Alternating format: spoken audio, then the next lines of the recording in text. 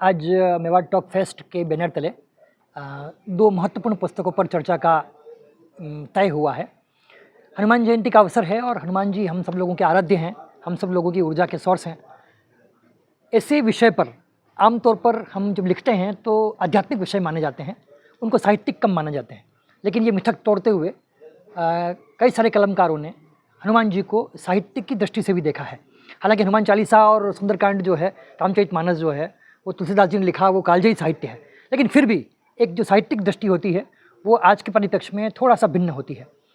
यही विषय लेके आज दो रचनाकार हमारे बीच रहेंगे, चंद्रेश टेलर और अंशु हर्ष। उन दोनों की पुस्तक जो हनुमान जी पर केंद्रित है उन पर चर्चा भी होगी, बातचीत भी होगी और जो लोग संवाद करना चाहेंगे उनसे संवाद भी होगी।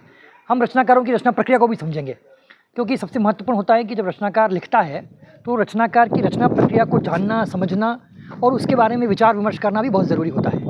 कई बार ऐसा होता है कि जब रचनाकार लिखता है तो उसको अगर कक्षा में अध्यापक पढ़ाता है तो अलग दृष्टि से पढ़ाता है, लेकिन जब रचनाकार अपनी दृष्टि से बताता है तो वो अलग दृष्टि से बताता है। उसको रचना प्रक्रिया कर्म कहते हैं। हमारे साथ में चंद्रेश टेलर जी भी हैं, जिन्होंने एक महत्वपूर्ण पुस्तक लिखी हनुमान जी पर और आज हमारे वक्ता भी हैं। मैं चाहूँगा कि चंद्रेश जी भी इस बारे में कुछ प्रकाश डालें। जैसा कि आज राजस्थान साहित्य अकेडमी सभागार में मुझे मेरी पुस्तक वर्तमान में हनुमान पर चर्चा करने का मौका मिला है, इसके लिए मैं एमटीएफ का आभारी हूँ। साथ ही ये कहना चाहूँगा कि हमारे जो भारतीय संस्कृति के महानायक हैं हनुमान जी, हम उन्हें पूजते हैं, लेकिन जब हम उनका कर्म देखें, उनका व्यवहार देखें, तो आज के परिप्रेक्ष्य में जो मैनेजमेंट की शिक्षाएँ बड़े बड़े संस्थानों में जैसे IIM हैं, मैनेजमेंट संस्थाओं में जो शिक्षाएँ दी जाती है वो हमारे आराध्य देव हनुमान जी में सहज रूप से विद्यमान है। हम उनके कार्य को देखें, चाहे व्यवहार को देखें, उनमें कई ऐसे महत्वपूर्ण गुण जो आज मोटिवेशन के रूप में हमारे लिए, एक युवा पीढ़ी के लिए बहुउपयोगी है, वो आज हम हनुमान जी में देख सकते हैं। इसी पे आज मैं चर्चा करने के लिए आज इस कार्यक्रम में आया हूँ। साथ में यहाँ पे संविधान की बहुत ही अच्छी झलक जो यहाँ पे दिख रही है। संविधान का जो मुख्य पृष्ठ है और इसके जो 22 भाग हैं उनको विभिन्न प्रतीकों के माध्यम से, जैसे महात्मा गांधी का फोटो जो है संविधान में है, साथ में इस प्रकार जो भारत पाकिस्तान के विभाजन के समय का है, नेताजी सुभाष चंद्र बोस, आज़ाद हिंद फौज, जिसका जिक्र हम बहुत कम होते हुए देखते हैं, लेकिन संविधान में आज़ाद हिंद फौज का और नेताजी सुभाष चंद्र बोस का दे रखा है। विश्व की सबसे ऊंची पर्वत चोटी का दे रखा है। साथ में रेगिस्तान, जो राजस्थान का रेगिस्तान है, थार का मरुस्थल है, उसके बारे में भी इस प्रकार दे रखा है। तो बहुत ही अच्छी प्रदर्शनी लगाई है। मैं यहाँ आने वाले सभी से अनुरोध करूँगा, आए इस प्रदर्शनी को देखें और संविधान की जो अवधारणा है उसमें भारतीय संस्कृति के जो तत्व हैं उनका अध्ययन करें। क्या ग्रंथ हमें दैनिक जीवन में पारंपरिक जीवन को भी जीना सिखाते हैं? एक सेकंड अंशु जी, आप इधर आ जाइए। देखिए, सबसे महत्वपूर्ण पक्ष ये है कि जब साहित्य का सृजन होता है तो वो पाठक और समाज के लिए होता है। हम पाठक को क्या देना चाहते हैं सबसे महत्वपूर्ण है, हम क्या संदेश देना चाहते हैं। आपने सवाल किया कि कृष्ण के पदों में माँ का प्यार और कृष्ण लीलाओं में जो संसार दिखता है वो आम आदमी के लिए एक भक्त की तरह होता है, क्योंकि कृष्ण की लीलाएं हमारे लिए बहुत आराध्य देव की तरह है। चाहे वो बाल रूप में हो, चाहे वो विराट रूप में हो, चाहे वो कुरुक्षेत्र के मैदान में कृष्ण जो है अर्जुन को गीता का उपदेश देते हुए हों, या चाहे वो माखन चोरी करते हों। हनुमान जी का जहाँ तक संदर्भ है, हनुमान जी एक शक्ति का प्रतीक है और ऐसा माना जाता है कि कलयुग में जागृत देवताओं में से हैं। उनकी शक्ति अपरंपार है। ऐसा माना जाता है कि सुंदरकांड का पाठ हम जब करते हैं तो राम जी की सेवा से निवृत्त होकर शाम के समय अगर करते हैं तो हनुमान जी की सुनवाई जल्दी होती है। तो ऐसे जो मिथक हैं या ऐसे जो हमारे परंपरागत चली आई विशेषताएं हैं, उन सबको देखने समझने की ज़रूरत है। गोविंद जी हमारे साथ में आज के जो दूसरे पैनलिस्ट हैं, अंशु हर्ष, हमारे साथ में हैं। मैं उनसे भी चाहूँगा कि वो इस पुस्तक के बारे में, अपने रचनाक्रम के बारे में और क्या संदेश देना चाहते हैं उसको भी थोड़ा संक्षेप में बताएं। नमस्कार मेरी तरफ से आप सभी को। और जैसा कि आपने अभी बताया कि कृष्ण के बारे में बताया, उनकी लीलाओं के बारे में बताया, तो हम देखते हैं कि कृष्ण जिस तरह से खड़े होते हैं तो उनका एक पग सांसारिक और एक पग अलौकिक होता है। वो इस तरह से खड़े होते हैं। और महाभारत के युद्ध में जो उन्होंने गीता का ज्ञान अर्जुन को दिया था, उस समय हनुमान जी भी वहाँ पर उपस्थित थे। और ऐसा माना जाता है कि वो ज्ञान असल में हनुमान जी सुनना चाहते थे, लेकिन वो अर्जुन के माध्यम से उन तक पहुँचा। हनुमान जी वर्तमान में भी प्राकट्य देव हैं, ऐसा हम सभी अनुभूत भी करते हैं। और कहा भी जाता है कि जो 7 चिरंजीवी हैं उनमें से एक हनुमान भी हैं।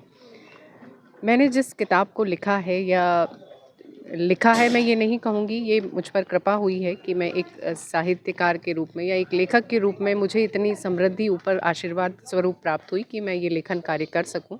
महाभारत के हनुमान लिख पाई मैं, और जहाँ जहाँ महाभारत में प्रसंग हुए हनुमान जी के, उन प्रसंगों को मैंने लिखा है और संदेश ये देना चाहा है कि हमारी जो युवा पीढ़ी है, हमारी जो हमारे बराबर की भी पीढ़ी है, वो इन सब बातों को समझे।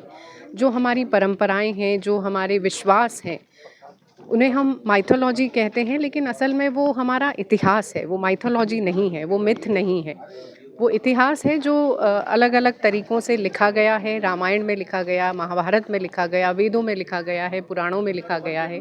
और अब ज़रूरत है उन वेद पुराणों को एक सरल भाषा में नई पीढ़ी तक पहुंचाने की।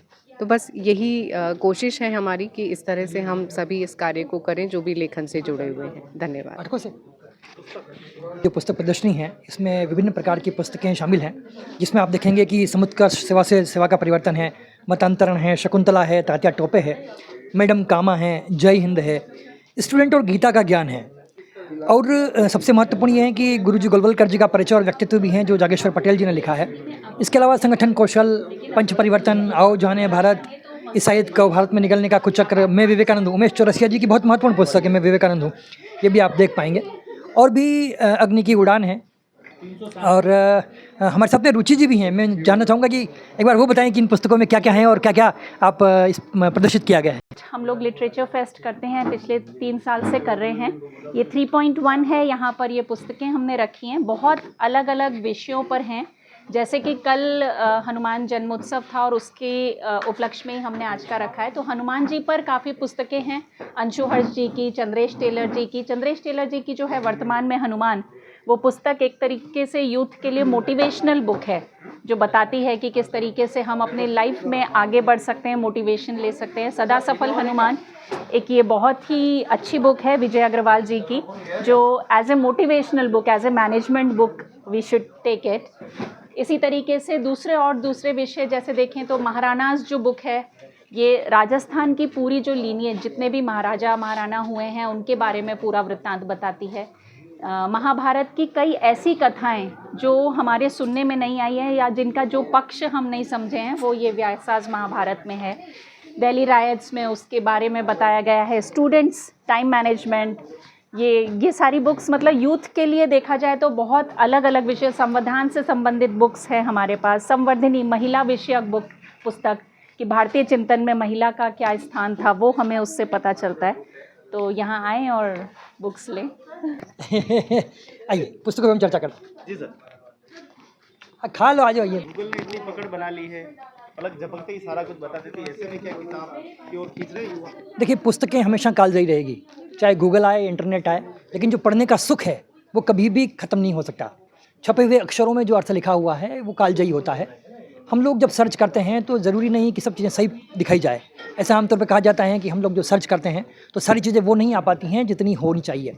हालांकि अब तो आर्टिफिशियल इंटेलिजेंस आ गया है, चैट जीपीटी सब सवालों के जवाब दे रही है, लेकिन पुस्तक पढ़ने का आनंद कभी भी कम नहीं हो सकता, चाहे गूगल आए चाहे कोई भी आए। हमारे साथ में और भी विद्वान जन है, पूजा है हमारे साथ में। जी पूजा। नमस्ते सर। सवाल ये था कि जो है गूगल क्या पुस्तकों को रिप्लेस कर देगा कभी? नहीं, रिप्लेस कभी भी नहीं कर पाएगा। सबके अपने अपनी इम्पोर्टेंस है। बुक्स अपनी जगह हैं और गूगल अपनी जगह है। एक्चुअली न्यू जनरेशन जिनको बुक्स अवेलेबल नहीं होती वो गूगल पर जाता है, जिनको बुक्स अवेलेबल है वो आज भी हम बुक से ही पढ़ना प्रेफर करते हैं, ना कि गूगल से। वो बहुत रेयर केस में जब हमें नहीं मिल पाती बुक तो हम गूगल पर जाते हैं, लेकिन जो आनंद बुक्स पढ़ने में है वो गूगल से पढ़ने में नहीं है। हमारे साथ में और भी शोधार्थी हैं, पूनम परिहार हैं। जी पूनम, बताइए, आप पुस्तक पढ़ना पसंद करती हैं या सर्च करके पढ़ना पसंद करती हैं? जी, मैं पुस्तक पढ़ना ही पसंद करती हूँ। जो पुस्तक को हाथ में लेके और उसको जो पढ़ने का और उसके हर एक भाव को जो अनुभूत करने का मज़ा पुस्तक को पढ़कर है, वो शायद गूगल से पढ़ने में नहीं आता है। तो पुस्तक पढ़ना ही ज़्यादा मैं बेहतर समझती हूँ। जी बहुत बढ़िया। किताबों को दोस्त बनाने की बात आइए सुनील जी, आप भी आइए ना। अरे आइए ना। अभी गोविंद जी, ये जो MTF है जिसे मेवाड़ टॉक फेस्ट कहा जाता है, मेवाड़ टॉक फेस्ट जो है संस्कारों के निर्माण के लिए कार्य कर रहा है। इसमें साहित्य भी है, संस्कृति भी है, कला भी है, सब चीज़ों का समावेश है। विकास छाजेड़ जी हमारे साथ हैं जो MTF के प्रमुख कार्यकर्ताओं में से हैं। मैं उनसे चाहूँगा कि MTF के कामकाज के बारे में और अब तक क्या क्या किया है उसके बारे में बताएँ। MTF का अभी ये 3rd एडिशन होने जा रहा है। 3rd एडिशन में ये सेकंड पार्ट हम ऐसा कह सकते हैं। 2023 से इसे शुरू किया था। नेताजी सुभाष चंद्र बोस के जन्मोत्सव पर इसकी शुरुआत की थी और ये पूरी यूथ की एक टीम है जिनकी सोच के कारण MTF का निर्माण हुआ, मेवाड़ टॉक फेस्ट। तो बेसिकली ये लिटरेचर बेस्ड और डिस्कशन बेस्ड पूरा इवेंट रहता है और मोटो ये रहता है कि जो युवा हैं, जो प्रतिभाएं हैं, उनको मंच मिले। तो ये मोटो है और जो लोकल ऑथर्स हैं, मेवाड़ से हैं, आसपास से हैं, ऑथर्स हैं या कवि हैं या किसी भी तरह की कोई प्रतिभा है, युवा प्रतिभा, तो उनको मंच मिले। तो इतना सा मोटो और ज़्यादा से ज़्यादा बुक्स पढ़ना, तो ये एक इसका मोटो है। भारत का यूथ का भविष्य कैसा हो, आप क्या सोचते हैं, कैसा होना चाहिए? देखिए, यूथ का भविष्य तो क्या मतलब एक तरह से हम बोल सकते हैं कि भारत का भविष्य यूथ पर निर्भर करता है। तो यूथ पर निर्भर तब करेगा जब यूथ का जो माइंडसेट है या हम कहें कि उसके जो विचार हैं उसमें क्लैरिटी हो, उसमें स्पिरिचुअलिटी हो, उसमें भारत हो, भारत मतलब भारत हो। तो तब जाके उसको एक विज़न क्लियर होगा कि आगे किस तरह से क्या डायरेक्शन में काम करना है। तो भारत का भविष्य यूथ पर निर्भर करता है। यूथ का भविष्य भारत पर नहीं, भारत को बनाने वाला यूथ है। और कई जैसे विचार हमारे जो संस्कृति है, सनातन है या स्वामी विवेकानंद जी हैं, उन्होंने दिया है। तो उनके मार्ग पर चलते हुए, उनका अध्ययन करते हुए हम उस डायरेक्शन में काम करें। पारिवारिक संबंधों को मजबूत करता है ये इस माध्यम से? बिल्कुल करता है। जैसे जितने भी इवेंट्स होते हैं, अभी लगभग ये 6ठा कार्यक्रम हो रहा है, तो सब में फैमिली बेस्ड प्रोग्राम्स हैं। फिल्म भी दिखाई जाती है, सेशंस भी होते हैं, लिटरेचर बेस्ड सेशंस हैं। जैसे बुक स्टॉल्स वगैरह आप देख सकते हैं। तो काफ़ी अच्छी बुक्स हैं, महिलाओं का विशेषांक है, इस तरह से।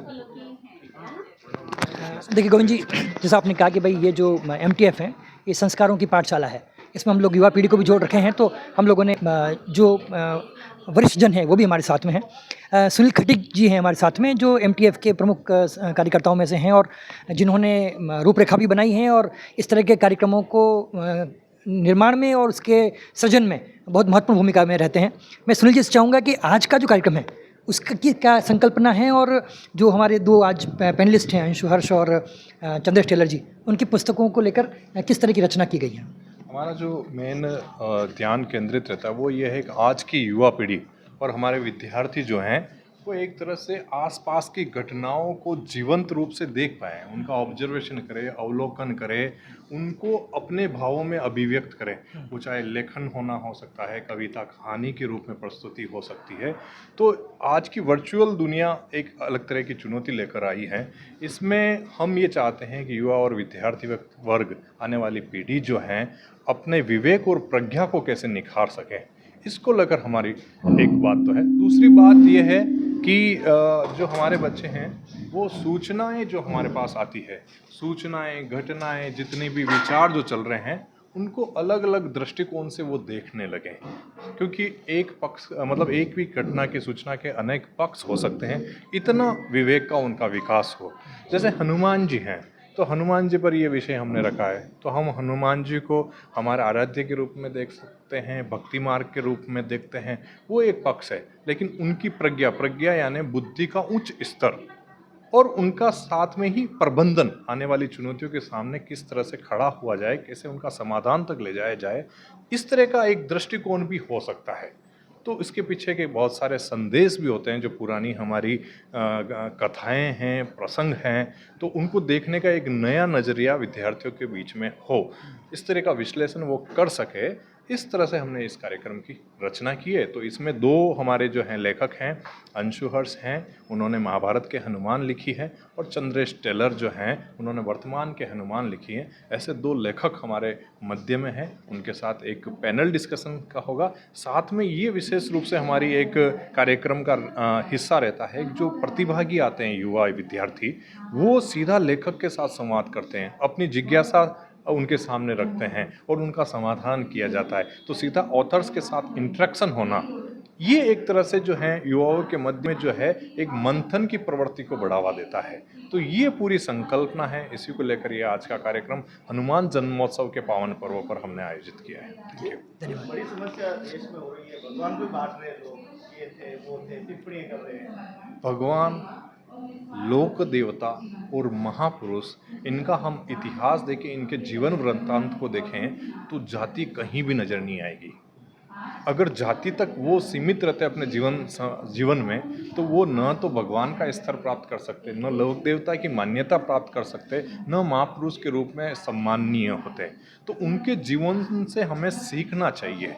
आज हमारे तेजाजी महाराज हैं, सभी जाति के लोग जाते हैं। देवनारायण भगवान हैं, सभी जाति के लोग जाते हैं। तो उनका जन्म कहाँ हुआ है एक अलग विषय है, लेकिन हमें ये देखना होता है कि उन्होंने समाज के किन किन वर्गों के लिए काम किया है। तो समाज को वर्ग के रूप में देखा ही नहीं उन्होंने। जितना भगवान श्री राम जो हैं वो सिर्फ प्रजा के रूप में देखते हैं, और प्रजा ही नहीं, प्रकृति के हर व्यक्ति को, हर जीव को उस तरह से देखते हैं और उसके साथ न्याय करने के लिए वो तत्पर रहते हैं। तो वो एक दृष्टिकोण हम देखेंगे तो उनके दृष्टिकोण में कहीं भी, उनके जीवन वृत्तांत में कहीं भी वर्ग, जाति, पंथ या किसी तरह का बंटवारा किया जा सके समाज के अंदर, इस दृष्टिकोण से वो नहीं देखते। उन्होंने अपना जीवन जो है बिल्कुल इनसे ऊपर उठकर जो है समर्पित किया है, इसलिए समाज में उनकी आज मान्यता है। तो मुझे लगता है पूरे समग्र समाज को उन ऐसे व्यक्तित्वों को अपना मानना चाहिए। शुक्रिया सुनील जी, बहुत बहुत धन्यवाद।